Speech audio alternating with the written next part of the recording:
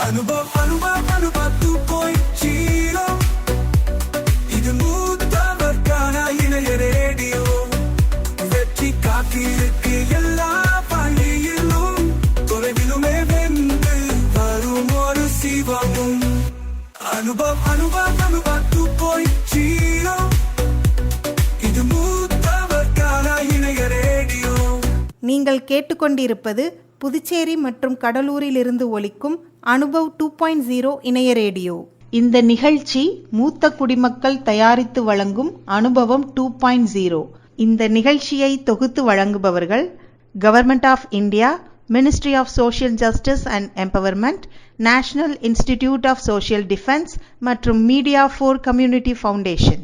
நிகழ்ச்சியின் கருத்தாக்கம் national coordinator doctor R Sridhar. அனுபவ 2.0 இது மூத்தவர்கான இணைய ரேடியோ. வெற்றி காத்திருக்கு எல்லா பள்ளியிலும், தொலைவிலுமே வென்று வரும் ஒரு சிவமும். அனுபவ 2.0 இது மூத்தவர்கான இணைய ரேடியோ. நேயர்களே, நம்முடைய அனுபவ் 2.0 நிகழ்ச்சியில் இப்பொழுது டாக்டர் செல்வராணி அவர்கள் முதியவர்கள் எந்த வகையான வாழ்வியல் மாற்றத்தை தொடர்ந்து பின்பற்ற வேண்டும் என்பது பற்றி விளக்குகிறார். வாங்க கேட்கலாம். வணக்கம். இந்த இறுதி பகுதியில் நாம் உடல் நலம் குறித்த என்னென்ன தவறான புரிதல்களை வைத்திருக்கிறோம், அதை அழிப்பதற்கும் சரியான புரிதல்களை ஏற்றுக்கொள்வதற்கும், மேலும் தொடர்ந்து எந்த விதமான வாழ்க்கை முறையையும் மன எண்ணங்களையும் கொண்டிருந்தால் இதை சீர் செய்ய முடியும் என்பதற்கான ஒரு வரையறைகள் போல இந்த பகுதியில் பார்க்கலாம். அதை தாண்டி தொடர்ந்து செய்வதற்கு இந்த வாழ்க்கை முறையை பின்பற்றுவதற்கு ஏற்படும் தடைகள், அதை எவ்வாறு நாம் சரி செய்து கொள்ள முடியும். ஏனெனில் மிக பெரும்பான்மையான மனிதர்கள் வாழ்க்கை குறித்து, உடல் நலம் குறித்த புரிதல்கள் உள்ளவர்களாகவே இருந்தாலும் கூட தொடர்ந்து இதை செய்வது என்பதில் தினசரி வாழ்க்கையில் தடைகள், அது மனத்தடைகளாகவோ அல்லது சூழல் தடைகளாகவோ இருக்க முடியும். அது விடுபட்டு போகும் பொழுது நாம் தொடர்ந்து இந்த உடல் நலத்தை மீட்டெடுப்பதற்கான முயற்சியில் தவற விடுகிறோம் என்பதால் இந்த பகுதியில் இது குறித்து விளக்கலாம் என்று நான் நினைக்கிறேன். இதில் முதல் விஷயம், உடல் நலம் சீர்கேடு என்பது அது ஒரு மாய கருத்து என்று கூற முடியும். ஏனெனில் வயதானால் உடல் நலம் குன்றித்தான் போகும் என்பது அது ஒரு மிகப்பெரிய பொய். அது நவீன வாழ்க்கை முறையாலும் நவீன மருத்துவத்தாலும் மீண்டும் மீண்டும் திரும்ப திரும்ப சொல்வதனால் உறுதிப்படுத்தப்பட்ட ஒரு கருத்து. ஏனெனில் 100 ஆண்டுகளுக்கு 120 ஆண்டுகளுக்கு மேலாக உடல் நலத்துடன் வாழ்ந்த மனிதர்களை நாமே நம் வாழ்நாளில் பார்த்திருப்போம். அப்படி ஒரு மனிதனால் வாழ முடியும் என்றால் மற்ற மனிதர்களாலையும் அது போலவே வாழ முடியும் என்பதுதான் தர்க்க ரீதியான அல்லது உண்மையாக இருக்க முடியும். ஆகவே சரியான வாழ்வியலை, சரியான மனநலத்தை பேணுவதன் மூலமாக நாம் எந்த வயதிலும் நாம் உடல் நலத்தை சீர் செய்யவும் ஆரோக்கியமான வாழ்க்கையும் வாழ முடியும் என்பதுதான் முதியவர்களுக்கான மிக முக்கியமான ஒரு செய்தியாக நாம் தெரிஞ்சுக்க வேண்டியிருக்கு. இப்போ இதுல நம்ம சென்ற பகுதிகள்ல நிறைய கருத்துக்களை பார்த்தோம். அதுல எவையெல்லாம் ரொம்ப கட்டாயமாக தொடர்ந்து செய்யப்பட வேண்டியது அப்படின்னா, முதல் விஷயம் நேர்மறையான எண்ணங்கள் வைத்திருத்தல். அதுல எதிர்மறையான எண்ணங்களை விட்டு விடுதல் அப்படிங்கிறது தான் முதல். இரண்டாவது ஆரோக்கியமான வாழ்வியல், அதாவது இரவு உறக்கம் முக்கியமானது. உணவு, பசித்த பிறகு உணவு உண்பது என்பது ரொம்ப அடிப்படையானது. கடிகாரம் பார்த்து உணவு உண்பதற்கு பதிலாக பசித்தவுடன் உணவு தயாராக வைத்திருந்தாலும் கூட ஒரு பசி என்ற உணர்வு எழுந்தவுடன் சாப்பிடுவது. இது ரொம்ப குறிப்பாக சர்க்கரை நோயாளிகள், அது தொடர்ந்து வருகின்ற இதய நோய், இரத்த அழுத்த நோய், அப்புறம் அதை தொடர்ந்து வருகின்ற சிறுநீரகம் மற்றும் மற்ற நோய்கள், சர்க்கரை நோயால வர்ற எல்லா நோய்களுக்கும் அடிப்படையானது இந்த உணவு, பசியற்ற நிலையில் நாம உணவு உண்கின்ற பழக்கம் வந்ததால் தான். ஏனெனில் இந்த சர்க்கரை நோய்க்கு முதல் நிலையை நம்ம இன்சுலின் ரெசிஸ்டன்ஸ் ஸ்டேஜ் அப்படின்னு சொல்லுவாங்க. அது ஏன் ஏற்படுகிறது என்றால், இந்த வளர்சிதை மாற்றத்துல முக்கியமா அந்த உணவு தீர்ந்து போறதுக்கு முன்னாடியே நம்ம உணவு ஊட்டுறது, அதாவது அருந்தியது அற்றது போற்றி உணின் அப்படின்னு சொல்லுவாங்க. மருந்தன வேண்டாவாம் யாக்கைக்கு அருந்தியது அற்றது போற்றி உணின். அப்படின்னா என்னன்னா, நம்ம உடல்ல முழுமையாக உணவுகள்லாம் எரிக்கப்பட்ட பிறகு, பசி உணர்வு தீவிரமாக எழுந்த பிறகு உணவு உண்ணுதல் அப்படிங்கிறது அடிப்படையில எல்லா நோய்களையும் போக்கும். ரொம்ப குறிப்பா சர்க்கரை நோய். சர்க்கரை நோய் அது தொடர்ந்து ஒரு சர்க்கரை வந்தப்புறம் அடுத்து ரத்த அழுத்தம் வரும். அப்புறம் இதய நோய் வரும். இதெல்லாம் டாக்டர்ட்ட போனா என்ன இப்படி இருக்குன்னா, அப்படிதாங்க சுகர் வந்துருச்சுன்னா அப்படிதான் இருக்கும். அப்படி சொல்லிருவாங்க. ஏன்னா அதற்கு அடிப்படை இந்த இன்சுலின் ரெசிஸ்டன்ஸ் ஸ்டேஜ். அது எப்போ வரும்னா, பசி இல்லாத நிலையில உணவு சாப்பிடுறது. எப்ப பசி இல்லன்னா 8 மணி ஆயிடுச்சு பிரேக்ஃபாஸ்ட் டைம்.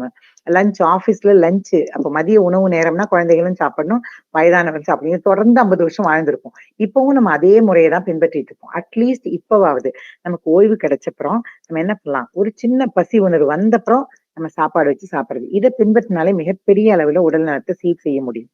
ரொம்ப குறிப்பா சர்க்கரையும் அது தொடர்பான நோய்களையும்.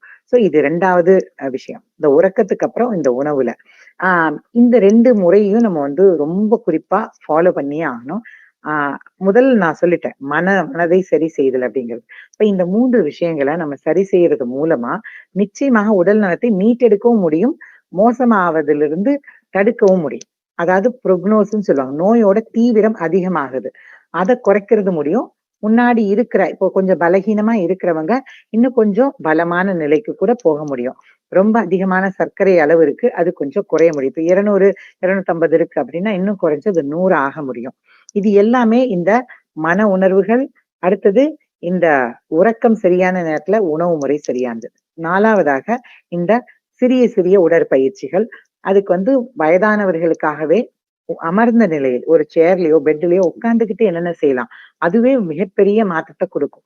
இது அடிப்படையில என்னன்னா, ரத்த ஓட்டத்தை சீர் செய்யறது தான் இதுல இந்த உடற்பயிற்சி மூலமா நடக்கிறது. அப்போ ரத்த ஓட்டம் எல்லா இடத்துக்கும் போகும்போது 2 விஷயம் நடக்கும் நம்ம உடல்ல. என்னன்னா, 1 அங்க தேங்கி இருக்கிற கழிவுகள் எல்லாம் ரத்தம் தான் எடுத்துட்டு வரும். ரத்தம் எடுத்துட்டு வந்து சிறுநீரகம் மூலமாகவும், இந்த நுரையீரல் மூலமாகவும் அத சுத்தம் செய்யும். அந்த வேலைய வந்து ரத்தம் செய்ய முடியும். 2வது சத்துக்கள் வந்து உடம்புல இருக்கிற எல்லா பகுதிக்கும் கொண்டு போய் சேர்க்கிறது இந்த ரத்தம் தான். அப்ப ரத்த ஓட்டம் எல்லா பகுதிக்கும் நம்ம ஒரே இடத்துல உட்கார்ந்துருக்கோம். ரொம்ப குனிஞ்சு நிமிர்ந்து உடல் உழைப்பு செய்யற செயல்பாடு குறைஞ்சு போனதுனால எல்லா பகுதிகளுக்கும் ரத்தம் போய் ஒவ்வொரு செல்லுக்கும் சேர்றதுல தடை இருக்கும். அது போக முடியாது.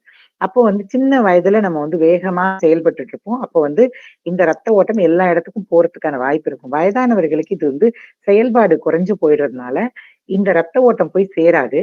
அது சேராம போறதுனால இன்னும் இன்னும் பலவீனம் அதிகமாகிக்கிட்டே போகும். அப்ப இத தடுத்து நிறுத்துறது அப்படிங்கிறது நிச்சயமா இந்த ஆஹ் சின்ன உடற்பயிற்சிகளால. இப்போ ஒரு ஒரு 2 நிமிஷம் ஒரு சின்ன சின்ன அசைவுகள் உட்கார்ந்த வாக்கில நம்ம செய்யறது கூட ஒரு 2 நிமிஷம் காலையில செய்யறது. அப்புறம் மத்தியான நேரத்துல ஒரு 2 நிமிஷம். மாலை நேரத்துல ஒரு 2 நிமிஷம். இரவு கொஞ்சம் ஒரு 7 மணிக்கு அந்த மாதிரி. சோ எப்பெல்லாம் நமக்கு முடியுதோ அப்பெல்லாம் லேசான உடல் அசைவுகள். அது வந்து நீங்க சரியா யாராவது ஒரு பயிற்சியாளர்ட்ட எடுத்துக்கலாம். உட்கார்ந்ததிலே உடல்ல இருக்கிற எல்லா தசைகளையும், எலும்புகளையும் லேசா அசைக்கிறது. அதான் 2 நிமிடம், 5 நிமிடம் போதுமானது. ஆனா அத தொடர்ந்து செய்யறது. முடிந்தால் இன்னும் ஆரோக்கியமா இருக்கிறோம் அப்படின்னா, ஒரு நடைப்பயிற்சி செய்யறது. இன்னும் கூடுதலா கொஞ்சம் உடற்பயிற்சி செய்யறது. இது எல்லாமே வந்து நம்ம தொடர்ந்து செய்ய வேண்டியது. ஒரே ஒரு எக்ஸாம்பிள் மட்டும் நான் சொல்லணும்னு நினைக்கிறேன். ஒரு 70 வயதுல ஒரு முதியவர இந்த உடற்பயிற்சி தொடங்கி அவங்க இப்ப 92வது வயதுல இருக்காங்க. இன்னும் உயிரோட தான் இருக்காங்க. இப்போதைக்கு அவங்களுக்கு 94 வயசு. 92 வயதுல வந்த பதிவு நான் ஒண்ணு பார்த்தேன். அவங்களோட உடல் தசையோட அமைப்ப வந்து மாடர்ன் டாக்டர்ஸ் அந்த அவங்களோட பிசிக்கல் எக்ஸாமினேஷன் பண்ணி 25, 30 வயதுல இருக்கிற ஒரு இளைஞனுக்கான தசை அமைப்பு அந்த 92 வயது முதியவருக்கு இருக்கு அப்படின்னு சொல்லியிருக்காங்க. அதாவது 70 வயதுக்கு பிறகுதான் அவங்க தொடங்கியே ஆரம்பிச்சிருக்காங்க. இதே மாதிரியே ஒரு பெண், ஜப்பானிய பெண்ணு, அவங்க வந்து 65வது வயதுல உடல் நலத்தை சீர் செய்ய முயற்சி செஞ்சு அவங்க தன்னோட 90வது வயதுல அவங்க என்ன பண்ணாங்கன்னா, உலகம் பூராவும் போய் உடற்பயிற்சிக்கு ஒரு மோட்டிவேஷன் குடுக்குற அது போன்ற ஒரு பயிற்சியாளரா இப்பவும் இருக்காங்க. இவங்க 2 பேரும் இப்போ உயிரோட இருக்கிற 2 பேரு. அப்ப அது எதுக்காக இந்த விஷயத்த சொல்றேன்னா, வயதானவர்கள் திருப்பியும் உடல் நலத்தை மீட்டெடுக்க முடியாது. அது வயதாகி விட்டது. இனிமே நம்ம இப்படியேதான் இருக்கணும். எப்படியோ ஓரளவுக்கு இருந்துட்டு நம்ம போயிடலாம் அப்படிங்கிற எண்ணம் இருக்கக்கூடாது. இதுக்கு வந்து எக்ஸாம்பிள் ஒருத்தர் செஞ்சா ஒரு மனிதரால செய்ய முடியும்னா மற்ற மனிதர்களையும் அதை பின்பற்ற முடியும். நம்ம கடுமையான உடற்பயிற்சிகள் தேவையே இல்ல. ஓரளவுக்கு உடலை பலவீனம் இல்லாம பலமா நடமாடி வச்சுக்கிறதுக்கு இன்னும் போக போக வயது ஆக ஆக வர்ற பலவீனத்தை தடுக்கிறதுக்கான கட்டாயமான அந்த உடற்பயிற்சி வந்து நம்ம தினசரி தினமும் வந்து ஒரு குறிப்பிட்ட நேரத்துல சின்ன சின்ன உடற்பயிற்சிகள் செய்யறதுங்கிறது ரொம்ப ரொம்ப அவசியம். இது இப்ப இந்த 3 விஷயமும் நம்ம வந்து சொல்லியாச்சு. அதாவது மனநலம், வாழ்வியல் மாற்றம், உணவு முறை, உடற்பயிற்சி. இந்த இந்த 4த்தையும் நம்ம தொடர்ந்து பயிற்சி செய்யணும். இப்ப திடீர்னு வீட்ல ஏதோ ஒரு பிரச்சனை, யாரோ ஒருத்தருக்கு உடம்பு சரியில்ல, இல்ல வந்து ஊருக்கு போறோம். வேற ஏதாவது ஒரு பிரச்சனையால நம்ம என்னன்னா வந்து தொடர்ந்து நின்னு போயிடும். ஒரு அதிர்ச்சியான ஏதோ ஒரு செய்தி இருக்கு, யாருக்கோ ஹாஸ்பிட்டலைஸ் ஆயிடுறாங்க. அப்போ வந்து மருத்துவமனையிலே ஒரு ஒரு வாரம் 10 நாள் இருக்கும்போது எல்லாம் விட்டு போச்சுன்னா, திருப்பியும் அத தொடங்கணும். அதுக்கு வந்து ரொம்ப அடிப்படையில இது வந்து நவீன பயிற்சியாளர்கள் நெறைய பேர் சொல்ற ஒரு விஷயம் அப்படின்னா, நீங்க யாராவது ஒரு ஒரு ஒரு உங்களுக்கு துணைக்கு ஒருத்தர் வச்சுக்கிறது. அதுக்கு வந்து அக்கவுண்டபிலிட்டி பார்ட்னர்ன்னு சொல்லுவாங்க. இப்போ உங்க வந்து கணவன், மனைவி நீங்க 2 பேருமே கூட இருக்கலாம். இல்லன்னா வந்து உங்களோட நண்பர்களோ, உறவினர்களோ யார்கிட்டயாவது நம்ம என்ன பண்ணலாம்? இது டெய்லி ஒரு ஒரு 2 மினிட்ஸ் ஒரு 2 நிமிஷம் நான் வந்து இந்த இந்த எக்ஸர்சைஸ்லாம் பண்ணுனேன். இந்த உடற்பயிற்சி செஞ்சேன். இத மாரி பண்ணேன். நீ செஞ்சியா? அப்படின்னு கேட்டுக்கிறதோ, இது சம்பந்தமா அப்ப 2 பேரும் சேர்ந்து ஒரு கூட்டா 2, 3 பேரு சேர்ந்து இது செய்யறது. அது குறித்த கருத்து பரிமாறம் தினசரி செஞ்சா ரொம்ப நல்லது. நான் இன்னைக்கு இதெல்லாம் முடிச்சுட்டேன். நீ முடிச்சிட்டியா? உனக்கு இப்ப பரவாயில்லையா? நேத்துக்கு இப்படி இருந்துச்சு. அப்ப இந்த ஒரு விஷயத்த கணவன் மனைவியே கூட வச்சுக்கலாம். இல்லன்னா மற்ற நண்பர்கள், பக்கத்து வீட்டுக்காரங்க, இல்ல வந்து ஃபோன்ல தான் பேச முடியும். வேற ஏதோ ஒரு ஊர்ல இருக்கிறவங்க கிட்ட கூட தினம் வந்து ஒரு குறிப்பிட்ட நேரத்துல மாலை ஒரு 6 மணிக்கு இல்ல ஏதோ ஒரு நேரத்துக்கு தினம் ஒரு ஃபோன் பண்ணி ஒரு 5 நிமிஷம் கூட, நான் இன்னைக்கு இதெல்லாம் செஞ்சேன். நீ செஞ்சியாப்பா? அப்படி பேசுறது இருக்கு இல்லையா? அப்ப இத தொடர்ந்து செய்யறது மூலமா 1 வாரம் 10 நாள் நம்ம செய்ய முடியலன்னா, ஓகே நீ திருப்பியும் தொடங்கு. நான் செஞ்சுகிட்டு இருக்கேன். நீ திருப்பியும் தொடங்குன்னு ஒருத்தருக்கு ஒருத்தர் சொல்லிக்கிறது. இது வந்து ஒரு குழுவா நீங்க செஞ்சீங்க அப்படின்னா ரொம்ப சிறப்பா இருக்கும். அதுல என்னன்னா உங்களுக்கு இந்த தனிமை உணர்வு நிச்சயமா போயிரும். அடுத்தது இந்த விடுபட்டு போகும்போது திருப்பியும் ஒரு 10 நாள் நம்ம விடுபட்டு போனாலும், திருப்பியும் அத தொடர்ந்து செய்யறதுக்கான ஒரு உந்துதல் கிடைக்கும். அப்ப அவங்க விட்டுட்டாங்கன்னா, நீங்க உந்துதல் குடுக்க முடியும். நீங்க விட்டுட்டீங்கன்னா, அவங்க உந்துதல் குடுக்க முடியும். அப்ப இது போன்ற ஒரு நிலைய வச்சு இந்த தொடர்ந்து பயிற்சிய செய்யறது.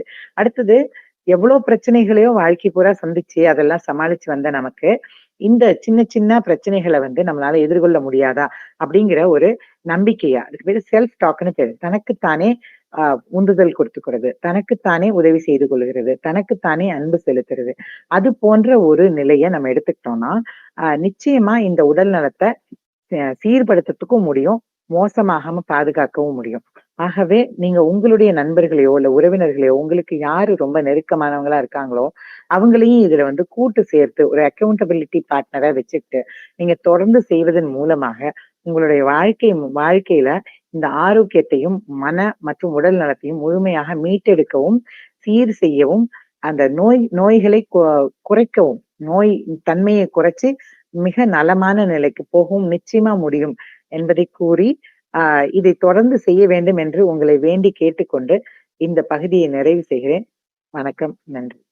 நேயர்களே, இந்த அனுபவம் 2.0 நிகழ்ச்சி இத்துடன் நிறைவு பெறுகிறது.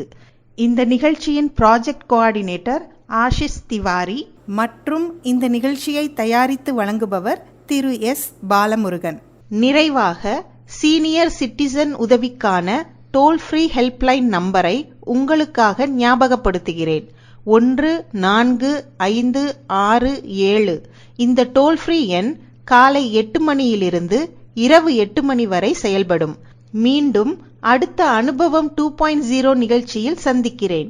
அதுவரை உங்களிடமிருந்து விடைபெறுவது டாக்டர் எஸ் அனிதா. நன்றி, வணக்கம். அனுபவம் 2.0 இது